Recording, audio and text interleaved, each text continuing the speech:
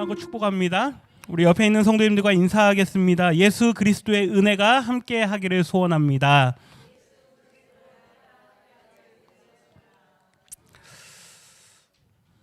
네, 예수 그리스도의 은혜가 함께 하기를 소원합니다.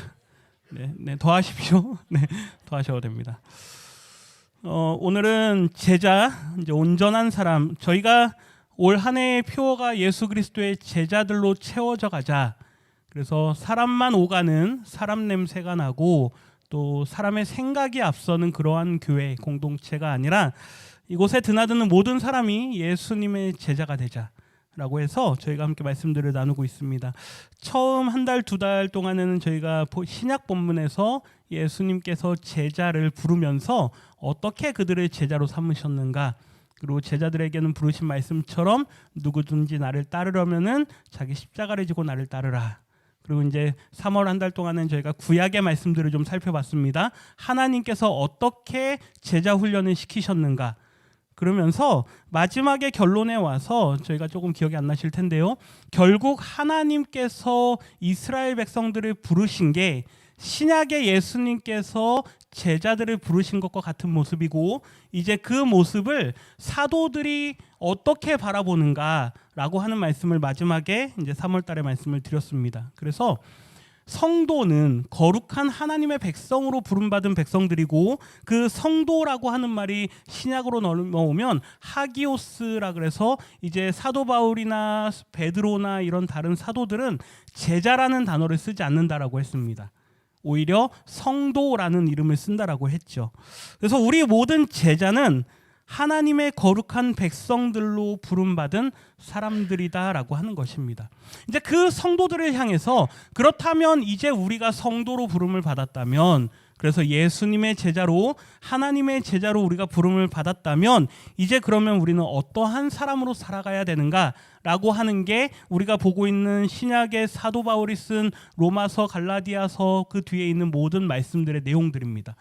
근데 거기에서 말씀들에서 제가 말씀들을 쭉 준비하다가 어떤 단어로 사도 바울이 제자들을, 성도들을 규정하는가, 그 단어를 어떤 단어로 고를 수 있는가라는 말씀 가운데 오늘 말씀의 제목처럼 사도 바울은 온전한 사람이 되라라고 이야기를 합니다. 그래서 이 텔레이오스, 다음 거 보여주세요. 이 텔레이오스라고 하는 이 헬라어 단어는 온전하다, 무언가를 원래는 끝마치다라는 단어에서 나오는데요. 이게 나중에 모든 걸 완성했을 때 예수님께서 십자가에 달리시면서 뭐라고 말씀하는지 기억하십니까? 다 이루었다. 그게 테텔레스타이라고 하는 그 끝내다라는 단어인데요. 이 텔레이오스라는 단어도 거기서 나오는 단어입니다. 그러니까 모든 것을 완전하게 만드는 것. 그게 이제 온전함이라고 우리말에 번역이 되는데, 예수님께 부름받은 모든 성도들은 이제 온전함을 이루어 가야 되는 줄 믿습니다. 자, 오늘 아까 기도할 때 우리 고유정 지사님 기도하실 때요, 가장 처음에 어떻게 기도하셨냐면 하나님께서 온전하신 것처럼 우리도 온전하게 해 주십시오. 오늘 설교 내용입니다. 이제 안 해도 될 것 같습니다. 네. 하나님께서 구약에 내가 완전하니 너희도 완전하라, 내가 온전하니 너희도 온전하라라고 말씀하시는데, 그 말씀을 신약의 사도들이 그대로 받아와서 우리 모든 믿음의 성도들을 향해서 당신들은 온전한 사람이 되셔야 됩니다라고 말씀을 하는 거죠. 오늘 본문 말씀은 11절 말씀, 성찬식이 있어서요 오늘은 표제 말씀만 좀 보도록 하겠습니다. 11절 말씀 같이 한 번 더 읽어봅니다. 그가 어떤 사람은 사도로, 어떤 사람은 선지자로, 어떤 사람은 복음 전하는 자로, 어떤 사람은 목사와 교사로 삼으셨으니. 아멘. 원래는 앞에 1절부터 쭉 보면 좋은데요, 시간이 없어서 여기부터 잘라서 보는데, 하나님께서 이스라엘 백성들을 부르셨던 것처럼 예수님께서 오셔서 제자들을 부르시고 모든 사람들을 부르십니다. 그러면서 너희들은 나의 제자가 되라라고 말씀하죠. 그런데 사도 바울이 그 모습을 보면서 왜 사람들을 부르시느냐, 가장 먼저는 교회를 이루게 하시기 위해서. 그게 앞부분에 나오는 내용입니다. 교회를 이루게 하신 다음에 각 사람들에게 직분을 줍니다. 어떤 사람은 사도로, 여기서 그가는 예수님입니다. 예수님께서 사람들을 공동체로 부르신 후에 어떤 사람은 사도로, 어떤 사람은 선지자로, 어떤 사람은 복음을 전하는 자로, 어떤 사람은 목사와 교사로. 오늘날로 치면 뭐가 될까요? 목사, 권사, 안수집사, 장로 뭐 이런 게 되겠죠. 각 사람들에게 직분을 주시면서 사람들을 부르시는데 그 이유가 뭐냐? 12절 같이 읽겠습니다. 이는 성도를 온전하게 하여 봉사의 일을 하게 하며 그리스도의 몸을 세우려 하심이라. 아멘. 앞부분에서 교회를 이루기 위한 하나님의 열심이 예수님을 통해서 모든 사람들을 불러 모은다라고 이야기를 합니다. 그래서 하나가 되게 한다라고 말씀을 하고 각 사람들에게 직분을 주시는데 그 직분을 주는 이유가 뭐냐? 성도들을, 즉 교회 공동체에 부름받아 온 모든 사람들에게 유익을 끼치게 하기 위해서죠. 저를 한번 따라 하시겠습니까? 직분은 계급이 아닙니다. 네, 자꾸 직분을 계급처럼 생각해가지고요. 그것 다음에 분란이 일어나고 갈등이 일어나는 경우가 종종 있는데요. 직분은 계급은 아닙니다. 다만 직분을 통해서 그 직분에 맞게끔 맡겨진 역할들이 있을 뿐입니다. 각자에게 맞는 직분들이 있는데 그 직분을 통해서 성도들에게 각각에 맞는 역할들을 하게 한다라는 것이죠. 그래서 빨간색 글씨 보시면 그리스도의 뭘 세우게 한다? 몸을 세우게 한다. 그리스도의 몸은 뭐냐? 교회란 이야기죠. 직분을 받으신 분들은 그 직분 자체가 영광이 아니고요. 내가 그 직분을 통해서 교회를 세워가는데 쓰임받는 도구가 될 수 있다면 그것이 영광인 줄 믿습니다. 그러니까 나는 권사다 에헴 그러지 마십시오. 권사님이시면요 더 바닥으로 내려가시기를 부탁드립니다. 네, 안수집사님이시면요 더 밑바닥까지 내려가시기를 부탁드립니다. 네, 이제 나중에 장로님이 세워지시면 장로님은 바닥을 기어 다니셔야 됩니다. 네, 뭐 다른 교회 장로님들은 어떤지 모르겠는데요. 우리 교회 장로님 되실 분들은 각오하십시오. 네, 밑바닥을 쓸고 다니셔야 됩니다. 네. 저는 어떻게 해야 될까요? 저는요. 네, 저는 열심히 커피 타면 됩니다. 네. 하나님께서 우리에게 맡겨주신 직분들이 있습니다. 그걸 통해서 교회의 몸을 세우게 한다. 우리 13절 상반절에 보면요. 우리가 다 하나님의 아들을 믿는 것과 아는 일에 하나가 되게 한다. 여기 믿는다라는 건 피스티스 믿음입니다. 그리고 그 뒤에 아는 것은 에피그노시스라 그래서요 지식입니다. 이 두 단어가 어디서 나오느냐? 구약에서 나오는 단어입니다. 신명기 말씀에 보면 하나님께서 이스라엘 백성들을 어떻게 인도하시느냐 그 이야기를 계속합니다.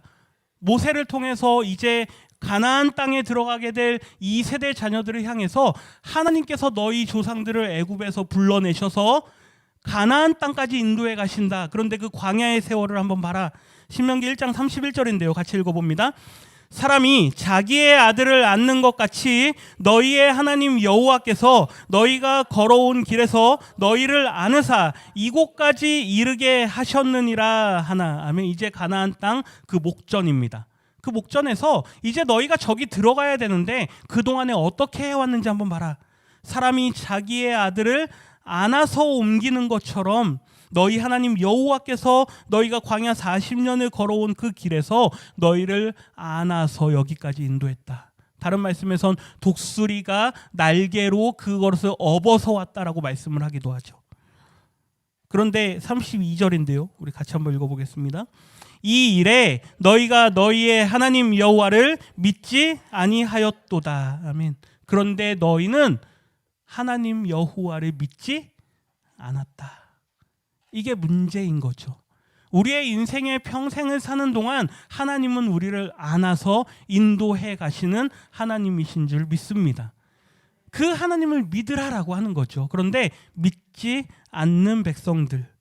우리 32장 끝에 가면 신명기 32장이에요. 다시 이렇게 말합니다. 같이 읽습니다. 그가 말씀하시기를 내가 내 얼굴을 그들에게서 숨겨 그들의 종말이 어떠함을 보리니 그들은 심히 패역한 세대요 진실이 없는 자녀이미로다. 아멘. 하나님께서요 내가 한번 지켜보겠다. 너희 이스라엘 백성들아 너희가 저기 가나안 땅에 들어가면 너희가 어떻게 살아갈 것인가를 내가 보겠다.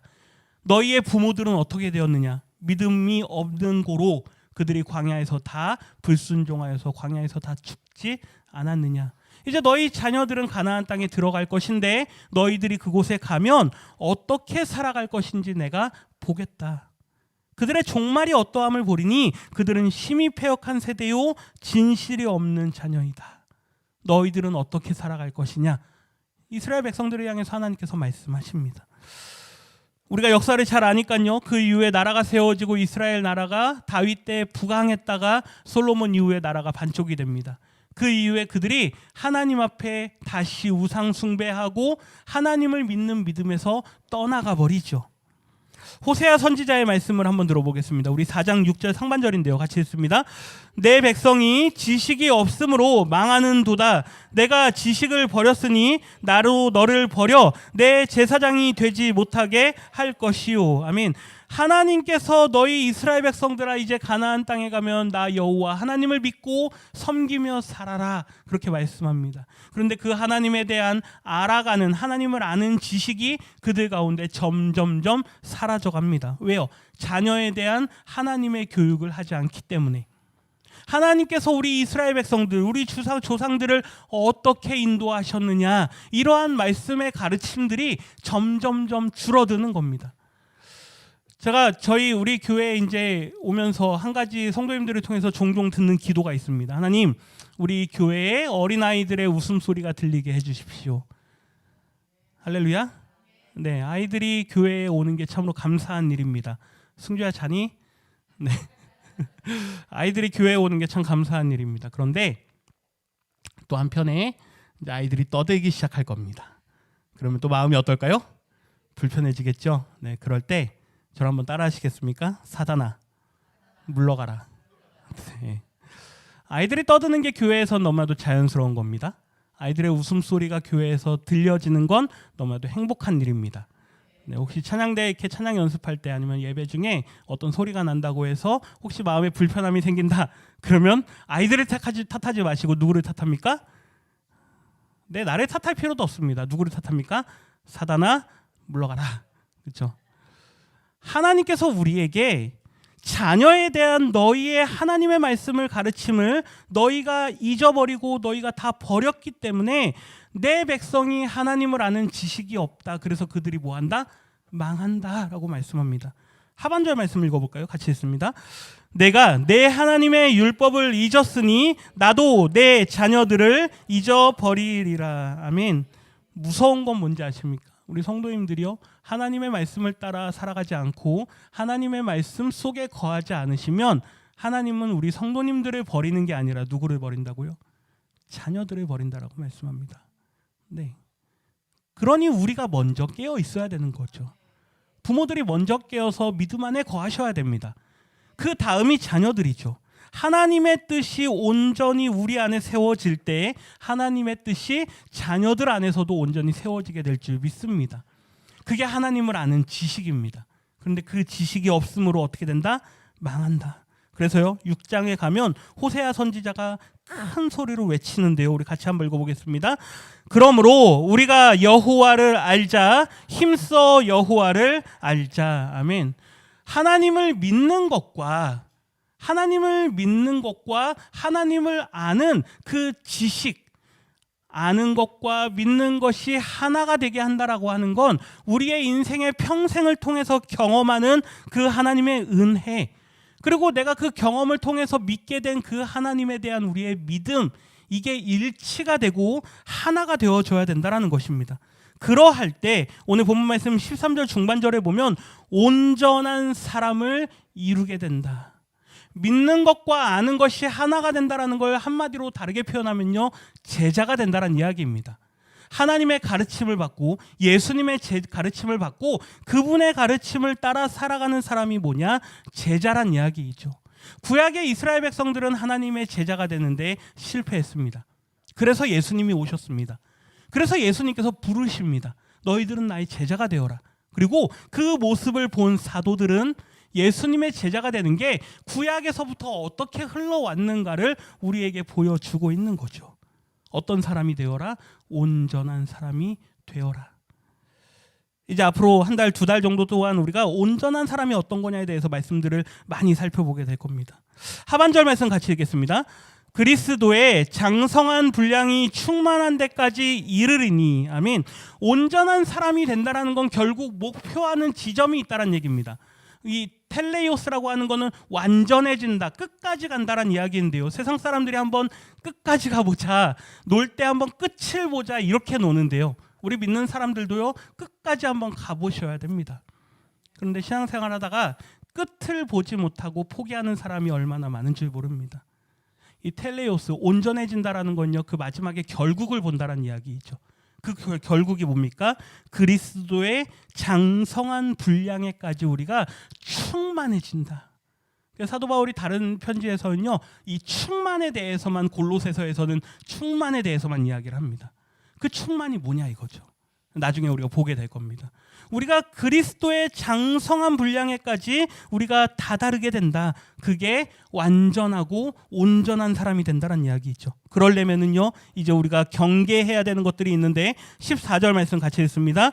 이는 우리가 이제부터 어린아이가 되지 아니하여 사람의 속임수와 간사한 유혹에 빠져 온갖 교훈의 풍조에 밀려 요동하지 않게 하려 함이라. 아멘. 여기 어린아이가 되지 않게 한다. 신앙의 초보에만 머물러 있지 않게 한다. 성숙하라는 이야기이죠. 우리의 믿음이 더욱 성숙하여져서 사람의 속임수와 간사한 유혹에 빠져서 온갖 교훈의 풍조, 트렌드, 경향, 이 세상이 어떻게 흘러가는가 거기에 빠져들지 말라는 이야기이죠. 그 결과 요동하지 않게 하려 함이라. 구약의 언어는요, 좌로나 우로나 뭐 하지 마라? 치우치지 마라. 그 말입니다. 우리 말씀 한번 볼까요? 신명기 5장 33절인데요. 같이 읽겠습니다. 너희 하나님 여호와께서 너희에게 명령하신 모든 도를 행하라. 여기까지 먼저 보고요. 그 앞에 32절 한번 보겠습니다. 그런즉 너희 하나님 여호와께서 너희에게 명령하신 대로 너희는 삼가 행하여 좌로나 우로나 치우치지 말고. 제가 순서를 바꿔서 읽었는데 그 이유가 뭐냐면요, 사도 바울이 그렇게 말을 합니다. 너희는 세상의 모든 것들을 따라 그것에 빠지지 마라 라고 말하기 전에 뭘 말합니까? 하나님의 말씀 안에 거하라. 믿는 것과 아는 것이 하나가 되게 하라. 그래서 온전한 제자가 되어라. 그렇게 되면 이제 너희가 그러게 하기 위해선 너희가 경계해야 되는 것이 있는데, 그게 뭐냐? 좌로나 우로나 치우치지 않는 것이다. 하나님께서는 우리가 성장해 가기를 원하십니다. 그런데 그게 그냥 키만 크고 머리만 커져가는 게 아니라 우리의 신앙이 더욱더 성숙해지는 것까지 동반되어지기를 원하시죠. 근데 그 가운데 얼마나 많은 유혹과 속삭임과 우리를 넘어뜨리고자 하는 사단의 그러한 것들이 많습니까? 거기에 흔들리지 말라는 이야기이죠. 좌로나 우로나 치우치지 말고 33절 다시 보여주십시오.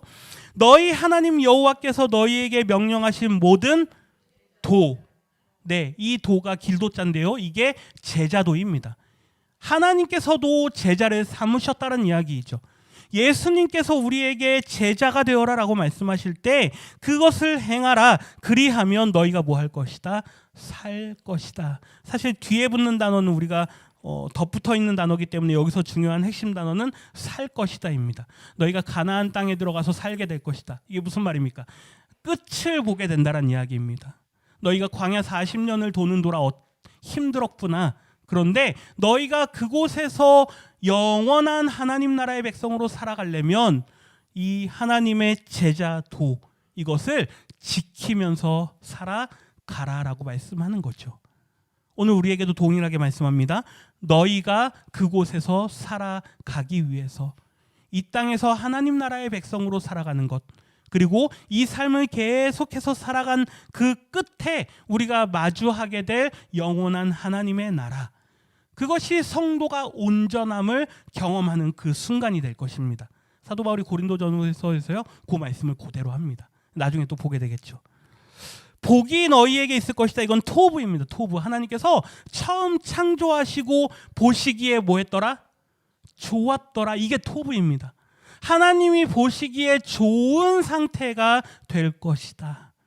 우리는 복을 자꾸 우리 기준으로 해석을 합니다.